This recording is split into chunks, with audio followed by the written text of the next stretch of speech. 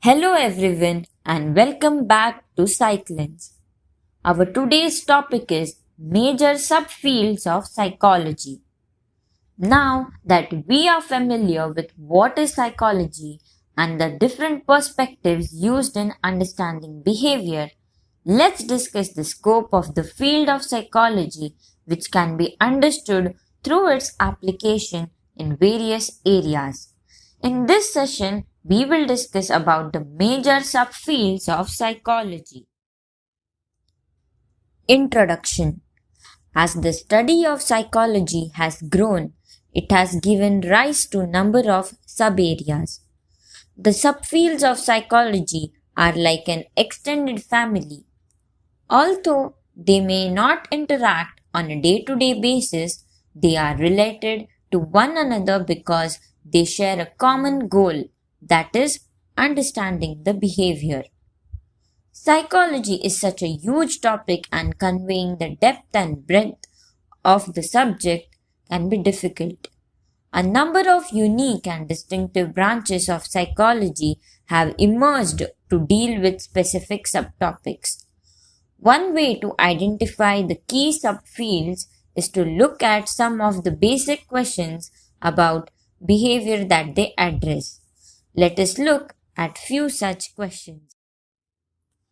The first question which arises is, what are the biological foundation of behavior? Biopsychology is the study of the biological basis of behavior and mental processes. Human behavior is seen as a direct result of events in the body. Hormones, brain chemicals, tumors, and diseases are some of the causes of behavior studied by researchers in this area. Behavioral neuroscience is the subfield of psychology that mainly examines how the brain and the nervous system and other biological processes as well determine behavior. Neuroscientists consider how our bodies influence our behavior.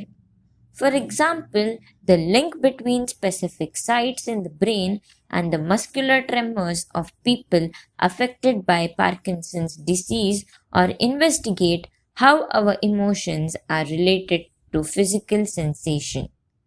This field of psychology is often referred to by a variety of names including biopsychology, physiological psychology, behavioral neuroscience, and psychobiology. The second question comes, how do people sense, perceive, learn, and think about the world?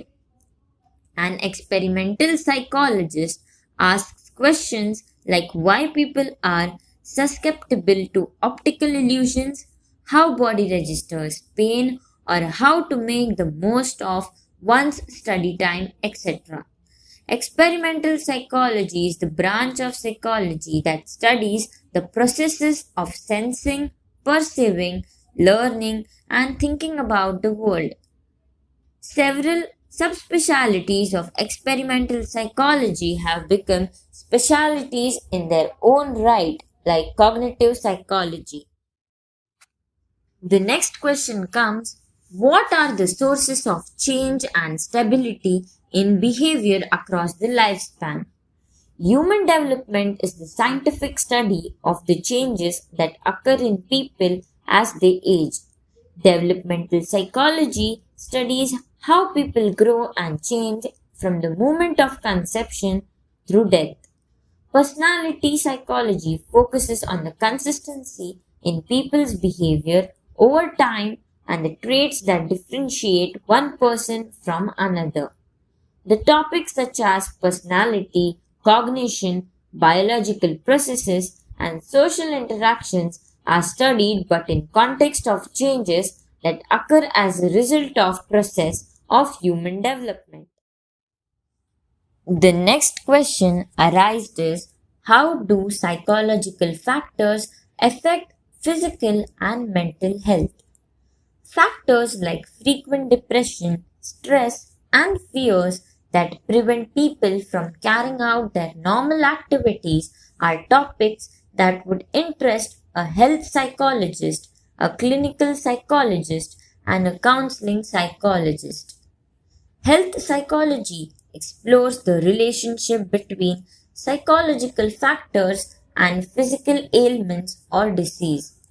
For example, health psychologists are interested in assessing how long term stress can affect physical health and in identifying ways to promote behavior that brings about good health. Clinical psychology deals with the study, diagnosis, and treatment of psychological disorders. Clinical psychologists diagnose and treat problems that range from the crisis of everyday life, such as unhappiness over the breakup of a relationship, to more extreme conditions such as profound, lingering depression.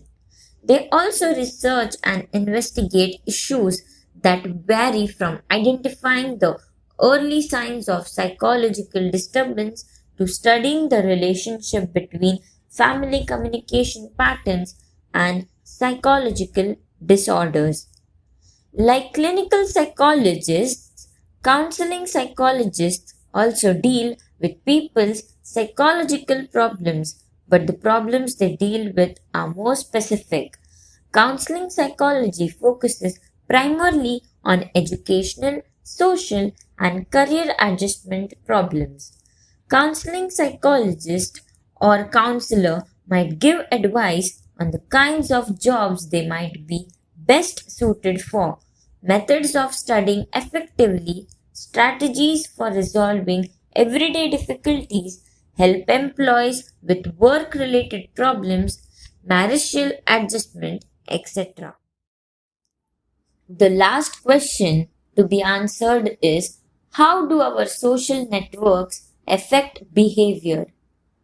Social psychology is the study of how people's thoughts, feelings, and actions are affected by others. Social psychologists concentrate on such diverse topics as human aggression, liking and loving, persuasion, and conformity. Cross cultural psychology investigates the similarities and differences in psychological functioning in and across various cultures and ethnic groups. For example, how culture differ in their use of punishment during child rearing.